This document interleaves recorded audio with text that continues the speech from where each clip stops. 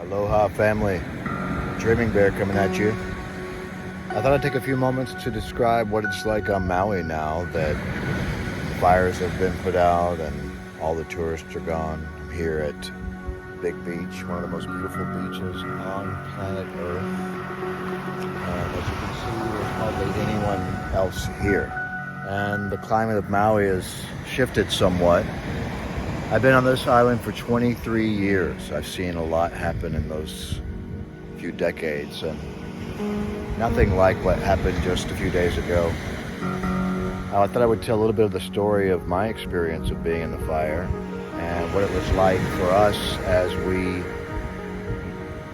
got away from it, essentially. About 13 years ago, I got my condo in Lahaina, and that was just such an awesome experience to live there.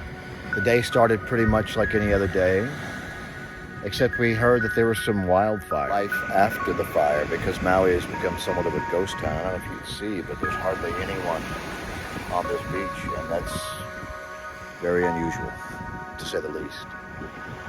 The fires began, and me and my sweetheart were headed over to the North Shore to visit family. Luckily, that day we had planned on leaving and going over to Haiku.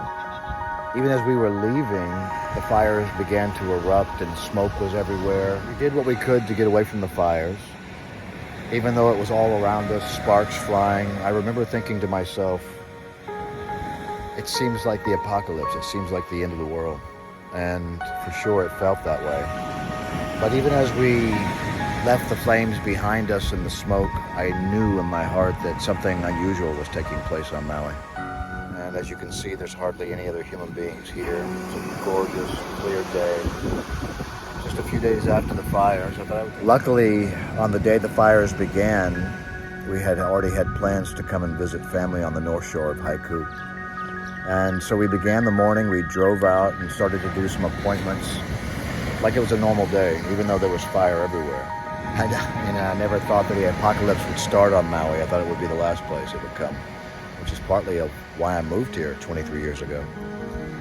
But as the fire was all around us, I remember commenting and saying it's one of those crazy brush fires on Maui, and how now in retrospect it feels like almost like a child not knowing the danger that we were in. But nonetheless, as we made it through the fire and left it behind, I couldn't help but think about divine timing and how blessed we truly are. I've been living in Lahaina for the last 13 years and had the great opportunity to have a condo there right off Front Street. I've been coming and going from Lahaina and the Big Island and just living my life in a way that allows me to enjoy the best of both Maui and Hawaii Island. But never in a million years, if you would have told me that that condo would now be in ashes, would I have believed you. Maui is forever changed, and we can't expect it to be the same. All we can do is expect the community to come together and for us to do what we're born to do, which is to love each other. And now the whole island is almost like a ghost town. They've evacuated some 50,000 tourists. And Maui seems like it seemed almost 25 years ago when I first came. Just a vast, beautiful wilderness. And simultaneously, these fires were fires that cleansed. People have asked me, do you think that those fires were natural? And without being a conspiracy theorist, I have to say that after 23 years of witnessing fires here, it seems unlike any other brush fire I've ever encountered here on these islands.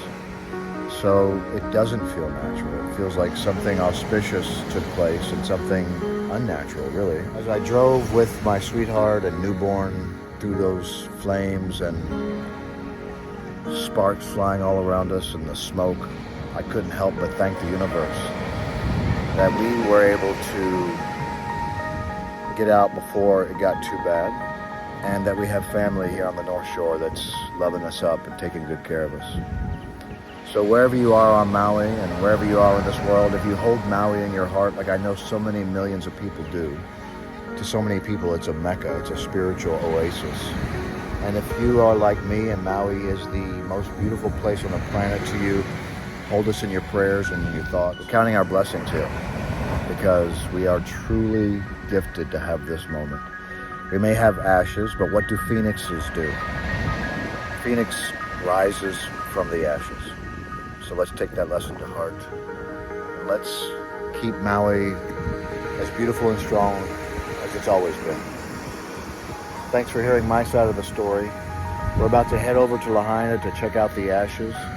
I'll send you another little update on what it's like here when we do that. Aloha.